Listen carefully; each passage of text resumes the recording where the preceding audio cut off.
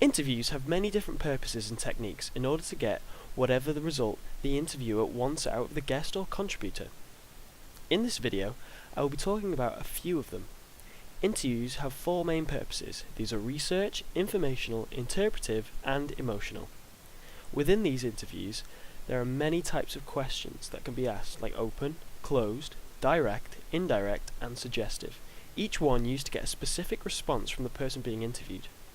However, in order to get the responses, the interviewer needs certain communication skills to help the contributor relax and be more likely to respond, like the use of their body language, building rapport and information gathering beforehand, and their use of active listening and obtaining of comments.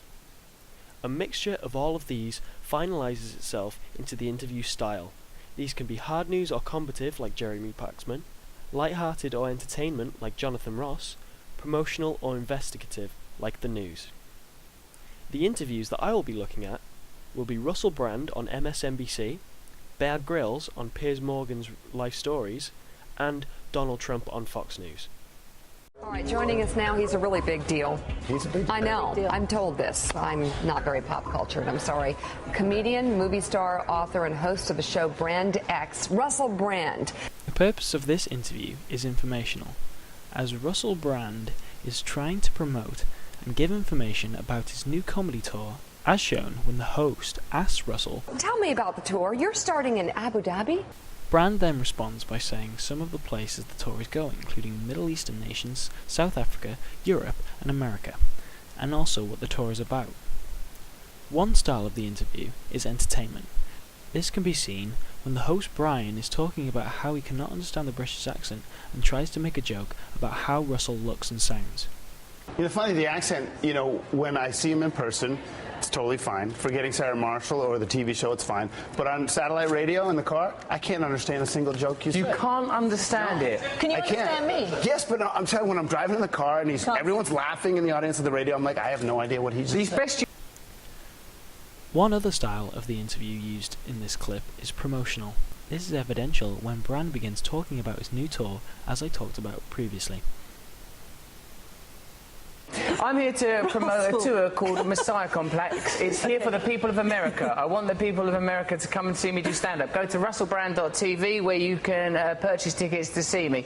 This interview could also be considered quite light-hearted, as it goes on many different tangents, where the hosts and interviewee have some quick banter then return to questioning, like where Brand calls into question their ability to present the news.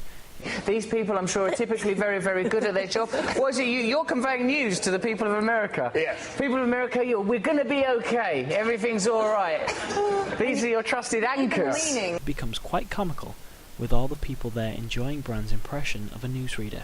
Thank you very much, Kat. Okay, we're going to be talking about the situation with Edward Snowden. This whistleblower, is it good, what he's done for America, or are our secrets being jeopardised by his intentions? We're going to be talking about that. Also, Bradley Manning. Is Bradley Manning an American hero, or is he compromising the safety of American troops? We care about your views here on Morning Joe. We'll be talking about those later. The first question asked to Brand is a direct question, in reference to the title of Brand's new tour, Messiah Complex. The host asks him, Messiah Complex, that's the name of your tour? Yes. Do you have one? When asked about the tour, the host asks an indirect question. Tell me about the tour. You're starting in Abu Dhabi? This is to make him feel more comfortable, as it tells Brand she's done her research and feels somewhat interested in what he's going to say. There's a leading question asked by Brand in reference to Edward Snowden when he asks, Have you got anything to hide? Brand does this for comedic effect, but also knows that it's a serious topic, and so he asks a serious rhetorical question. He uses this closed question instead of an open one to try and stop the presenter from explaining himself. This makes the situation even more comical. Active listening is shown by the host when she asks, What brings all those people together? when Brand mentions some of the people he talks about in his stand-up, like Malcolm X, Che Guevara, Gandhi, and Jesus. She asks this because she genuinely seems interested in what Brand has to say. Referring back to the question the host asked about how the tour started in Abu Dhabi, that is gathering information, as she wants to know more about the tour itself. She wants to find out information about the tour and where people can watch it, not only for her own benefit, but for the collective viewers' benefits too. There is a very short attempt at confidence building at the beginning when the host says, All right, joining us now, he's a really big deal. this is to make Bran feel good before the interview and convince him that they like him. After the confidence building, there is an introduction where she lists his recent endeavours as a comedian, movie star, author, and host of his own show. This is to remind people who may know him who he is, and to impress people who do not know him and may want to find out more. The host also does a summary of the little information we learned about Bran's new tour, then it cuts to adverts. The choice between drinking camel intestinal fluids or being interviewed probingly by Piers Morgan. Give me the camel any day. The purposes of Life Stories interview, like all others, is emotional. Piers Morgan wants to find out about Bear's life, the good and the bad, and he is willing to ask the tough questions in order to get the audience laughing and the tears flowing. This is evident throughout the interview as he asks questions about anything from Bear drinking his own urine, T-shirt, and then just pee on it. Drinking his... to his late father. How did you hear that your dad had died? All the questions that Piers asks are to try and find some type of insight into Bear's life, whether it is about how he survives in all the different harsh environments or something more personal. He wants to show a side we would not be able to usually see. Even though the interview is emotional, it is also very light-hearted and entertaining. Bear is very interesting, and some of the stories he tells are extremely funny, so Piers uses this to get the audience laughing. Like when he asks Bear, Sleeping in a camel's carcass. What was that like? Bear explains how he thought the camel had eaten him, and everybody laughs. The interview is also very investigative, as Piers wants to find out more about Bear's personal life. He does this when he asks about when Bear applied for the SAS. Now, in 1994, you decided to apply for selection to the Army's most elite force, the Special Air Service, more commonly known as the SAS. What was the hardest bit of the whole selection process? He does this because it is the most elite armed force regiment in the UK, and people would be very interested to hear about what he had to say. Piers asked a lot of direct questions, things like, Now, you're a Christian. Have you always been religious? Let's talk about your wife, Shara. How did you meet? And were you wearing any clothes when you proposed? and the majority of these are open questions. This is because Piers wants to get the most direct and detailed answer possible from Bear. He does not want some vague, one-word answer because that will bore the audience. Which he would have got if he used a closed question, as they are only yes or no answers. Piers' body language is quite relaxed throughout. He leans forward and looks at Bear and nods while he talks to reassure him that he's listening and interested. Piers also shows this through active listening when he asks Bear about his nude piano playing. Bear explains how him and his friends all gather around a piano and he has been known to strip off. So, Piers asks him if they were all nude or just him. This is comical and shows us a side of Bear that we would not have expected. Got 3 words for you. Nude piano playing. Yes, that's been known to do as well after a, late night with friends on the piano. Are you all But again- naked or just you? Piers gives a brief introduction to Bear, explaining how he is SAS and a survivor, and how he's quite intimidated by Bear. Well, it's not often I feel a bit intimidated, I must say, before an interview, but Bear Grylls, SAS, Survivor, feeling a bit edgy. Piers tries to build up Bear's confidence by asking him if he could kill him if he pushed the wrong buttons, trying to make a joke of his army background and how everybody wants to see Piers get hurt. I only need 2 inches, Piers. Should I become a threat, you are within range Yeah. to kill me with one blow? Probably not kill you, but you wouldn't work for a week. Soundbites of Bear's friends and family are used to make us feel closer to Bear and show us what it is like to be so close to such an amazing man.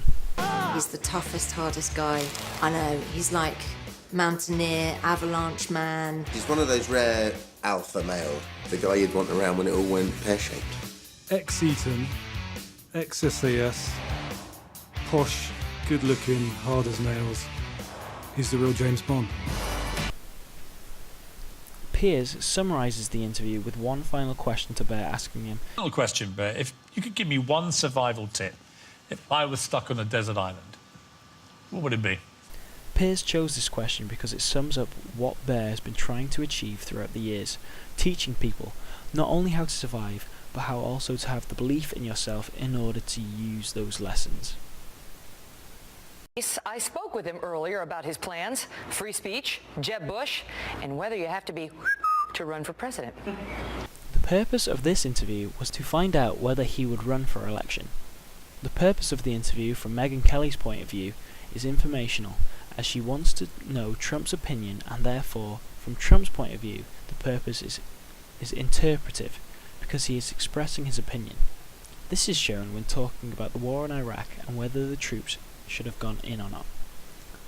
At one point during the interview, Kelly becomes quite combative, as she straight up rejects Trump's theory of infrastructure in relation to a fatal train crash. True. But we were talking on this show about, you know, those who are blaming infrastructure as what are you talking about? The guy was going twice the speed limit. How do you make this an infrastructure problem? Well, even that. She does this to belittle his opinion and make him look wrong and simple-minded. The interview also shows elements of investigative interviewing, as Kelly wants to find out information from Trump about his views and opinions on certain topics such as the Iraq War, when she asks, If you know, knowing what we know now, would you have authorized the invasion into Iraq? This is a very serious, direct question. She wants to see if Trump can handle the weight of the question or crumble under the pressure. During the interview, when talking about freedom of speech, Kelly asks a very leading question in the form of, What do we stand for as Americans, if not for freedom of speech and the ability to express yourself? Kelly asks this to try and make Trump seem un-American and try to put people off voting for him. Kelly asks the direct question, What would you do differently? in reference to how the government is dealing with ISIS, because she wants to see whether he actually has a response instead of just avoiding the question and talking about irrelevant topics. Which is why she didn't ask an indirect question, as it would have given Trump the opportunity to talk about something else entirely. Throughout the interview, Kelly keeps very strong eye contact with Trump. This is to show that she is interested and engaged, but also is used as an intimidation attempt to see if he will avoid eye contact and look away during the tougher questions. Kelly also comments when asking Trump about his opinion on certain topics, getting certain lines like, "This country is a hellhole," in the hopes that she can use them against him in the future. The introduction of Donald Trump and the confidence building happens very quickly at the beginning, as she gives a brief overview of the topics discussed and says, Great to see you, Mr. Trump. Thanks for being here. Then gets straight into the topics. This is because she wants to get to the issues as soon as she can and build some momentum, hoping to catch him on the back foot. 40 seconds in, Kelly begins asking key questions because she wants to get to the point as quickly as she can. Like the introduction, the wind-up is very short. Great to see you. Thank you for being here. Thank you very much.